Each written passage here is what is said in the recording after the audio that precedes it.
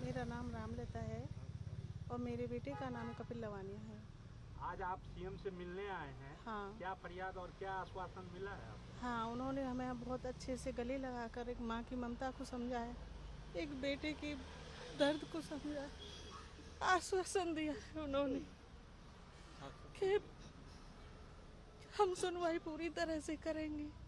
बेटी के लिए भी आश्वासन दिया है उन्होंने, पूरा सहयोग के लिए भी बोला है। हमें इतनी उम्मीद ना थी उनसे, पर उन्होंने बहुत अच्छे से हमें गले लगाकर, हमें ऐसे साधारण स्त्री को ऐसे गले लगाकर हमें आश्वासन दिया है कि तुम्हारी बेटी के लिए हम शायद कुछ कर सकेंगे। सर, क्या नाम हुआ आपका? मेरा नाम संजय कुमार हुआ। आपका बच्चे का क्या नाम मेरे था? पुत्र का नाम नलिन राय, MIT मुजफ्फरपुर से बीटेक किया था। उस शिक्षा के लिए दिल्ली आया हुआ था। दुर्घटना में मेरा बच्ची की जान चली गई। मैं बहुत गरीब परिवार से आता हूँ और मैम से बात हुई। उन्होंने जो सहायता राशि था वो आश्वासन दी है और साथ में ये कही है कि मैं आपकी सरकार को पत्र लिखकर भेजूँगा, जो बनेगा वो सरकार आपकी मदद करेगी। अगर ऐसी करती है तो दिल्ली के CM मैम को मेरी तरफ से बहुत बहुत धन्यवाद होगा। घटनास्थल पे थे। एक मिनट रुक जाइए। क्या नाम हुआ भाई साहब आपका? मेरा नाम धनंजय कुमार हुआ। धनंजय जी, आज आप दिल्ली सीएम से मिलने आए हैं। क्या आश्वासन मिला और कैसा रहा मुलाकात? सर, मैं परिजन हूँ स्वर्गीय नलिन राय का, जो कि बीटेक कर चुका था और दिल्ली में आया हुआ था उच्च अध्ययन के लिए, CES का तैयारी करने के लिए। मैं लीगल गार्जियन हूँ और मैंने ही उसको पढ़ाया है। मेरा भाई का बेटा है। भैया मेरे किसान थे। मैं कुछ ज़मीन बेचा, उन्होंने कुछ, मैंने उसका हेल्प किया। और CM मैम ने आश्वासन दिया है कि मैं आपके राज्य को भेजूंगी। मैं बिहार से आता हूं और राज्य को भेजूंगी और राज्य सरकार को रिक्वेस्ट करूंगी कि वो एक परिवार में एक सदस्य को नौकरी दे। अगर ऐसा वो करती हैं तो मैं बिहार सरकार और दिल्ली सरकार का शुक्रगुजार रहूँगा और मेरा परिवार भी उनका हमेशा धन्यवाद करेगा। क्या नाम हुआ भाई साहब आपका? मेरा नाम रमेश चंद है। बेटी डॉक्टर एकता जो क्या नाम है FMG की तैयारी के लिए दिल्ली आई हुई थी और आज हमारी CM मैडम से मुलाकात हुई। उन्होंने हमें आश्वस्त किया है कि मैं आपके जो गृह राज्य है उसके CM को लेटर लिखूंगी और उसमें आपको ये सर्विस के लिए क्या नाम है सिफारिश करूंगी और इसे पूरे इंस्टेंट में जो भी कार्रवाई की है वो फाइमा के क्या नाम है adviser member doctor Jaswant Yadav का बहुत बहुत इसमें योगदान है। इन्होंने आगे आकर हमें सभी पीड़ित परिवारों को यहाँ तक CM हाउस में यहाँ तक लाने में और मैडम से मुलाकात कराने में इनका बहुत योगदान है।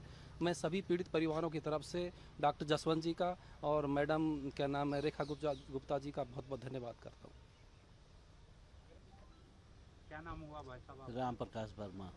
आज आप CM साहब से मिलने आए जी। हैं। क्या आश्वासन मिला और कैसा CM साहब ने जो है हम लोगों को 10 लाख रुपए की त्वरित सहायता दी है और जो है हम लोगों को आश्वासन दिया है कि हम लोगों के परिवार से एक बच्चे के लिए वो हमारे राज्य के मुख्यमंत्री को अपने यहाँ से पत्र लिखेंगी और जो है उनका जो है हम लोगों के प्रति जो है बहुत सहयोगात्मक रवैया है और हम मांग करते हैं अपने प्रदेश के CM माननीय योगी जी से कि हम लोगों के इस दुख की घड़ी में हम लोगों के साथ खड़े हो।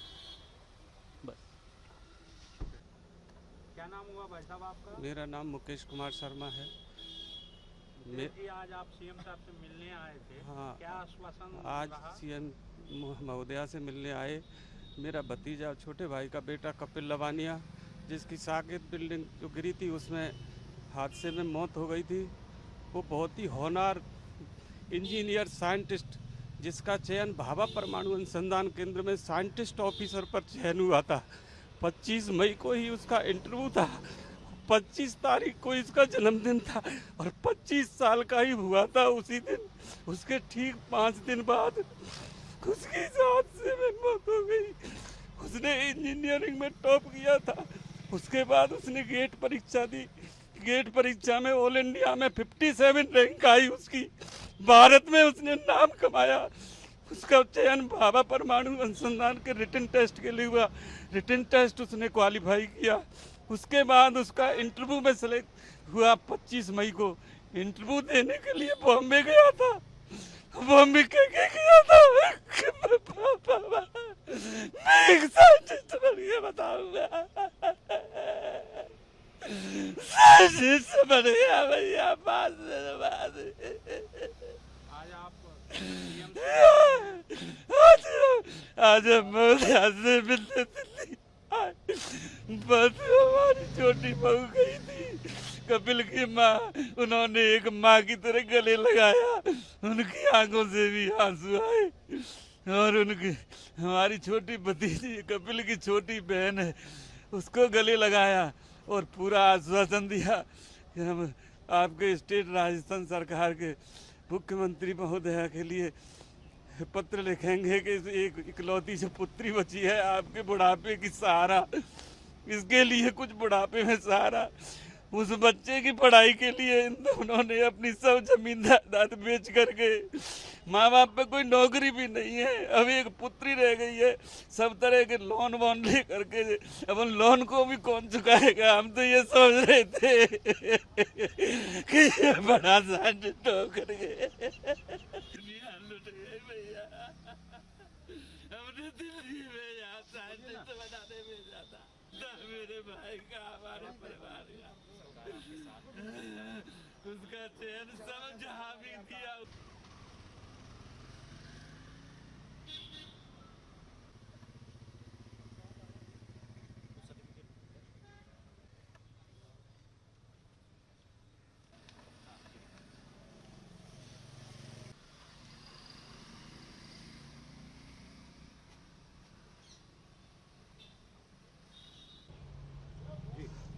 मेरा नाम डॉक्टर जसवंत है। मैं फाइमा का चीफ एडवाइज़र बोर्ड मेंबर हूँ। आज तमाम मेरे साथ में जिन लोगों के बच्चों की जान चलेगी वो सारे परिवार, पीड़ित परिवार मेरे साथ हैं। हमने दिल्ली सरकार से रिक्वेस्ट करने के बावजूद दिल्ली सरकार ने पेरेंट्स को 10-10 लाख रुपए का मुआवजा और सरकार ने एक आश्वासन दिया है कि जिस भी जगह से, जिस भी एरिया से, जिस भी राज्य से बच्चे आते हैं उनकी सरकार को एक पत्र देके वो उनकी जो परिवार में हैं उनको नौकरी देने का आश्वासन किया भी है। और मैं स्पेशल रेखा गुप्ता जी को धन्यवाद दूंगा, साथ में सतीश उपाध्याय जी जिन्होंने काफ़ी सराहनीय काम किया है और पीड़ित परिवार के साथ में खड़े रहे। मेरा सरकार से एक रिक्वेस्ट है, सरकार से भी और सभी से एक रिक्वेस्ट है, इन पीड़ित परिवारों की तरफ से मैं एक दलील रखूँगा। ये सब परिवार उस मिडिल क्लास परिवार से आते हैं। ज़्यादातर परिवार जो मेरे साथ हैं ये किसान परिवार से हैं।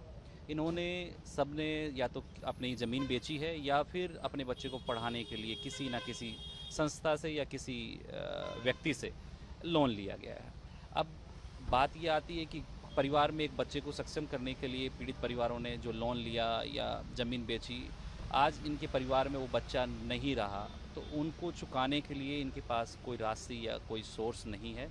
तो मैं सरकार से यही निवेदन करूंगा, जिस भी सरकार के अंदर जिस भी स्टेट से ये लोग आते हैं वो सरकार इनको एक उचित